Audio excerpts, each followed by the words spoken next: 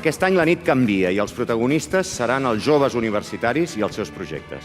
És un plaer donar-vos la benvinguda a la quarta edició de la Nit de l'Eficiència, un acte consolidat ja com un punt de trobada dels principals agents del sector. Bé, comença el primer bloc d'aquesta nit. 3 grups d'universitaris pujaran aquí a l'escenari per explicar cada un d'ells el seu projecte. Però vosaltres sereu els encarregats de votar el millor projecte, que tindrà un premi de 600 euros. Per tant, responsabilitat.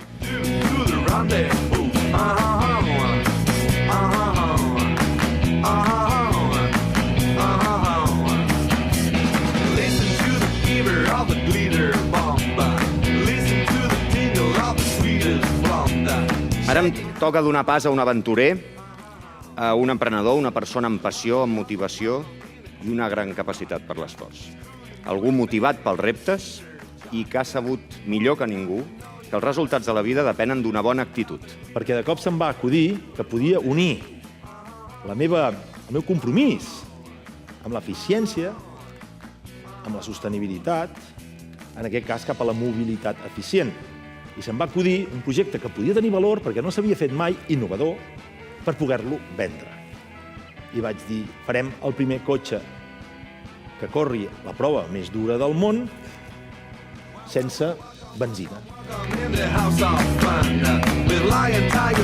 Una de les funcions i de les responsabilitats dels mitjans de comunicació és donar visibilitat a realitats que milloren la vida dels ciutadans, i l'eficiència energètica, sens dubte, ho és. A nivell personal significa alguna més que un projecte, no? És quasi un somni per mi, poder realitzar alguna que realment m'agrada, no? I jo crec que amb això hi tinc l'oportunitat i tinc un camí bastant llarg per fer-ho possible. Perquè al final l'eficiència energètica estem segurs que, a part de ser imprescindible com a concepte per la definició d'un nou model energètic, contribueix, evidentment, al canvi climàtic i, sobretot, és una oportunitat única i indispensable per crear valor, per crear riquesa, per crear ocupació i per crear, com dèiem fa un moment, per vendre projecte i per arribar al camp.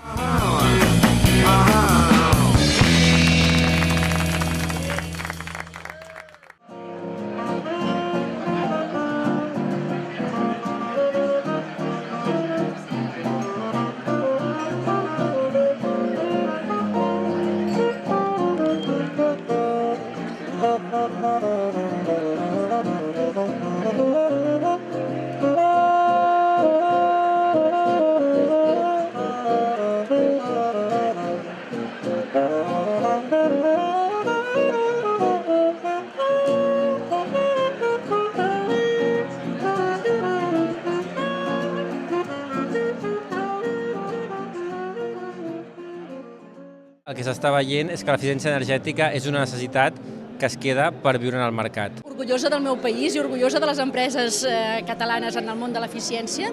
És un actor que s'ha consolidat amb un prestigi indiscutible dins aquest entorn. Estic molt content perquè, encara que sigui una obligació dels mitjans de comunicació parlar de realitats que contribueixen a fer millor la vida dels ciutadans, com és l'eficiència energètica, un reconeixement d'aquest tipus em plau i em fa molt content.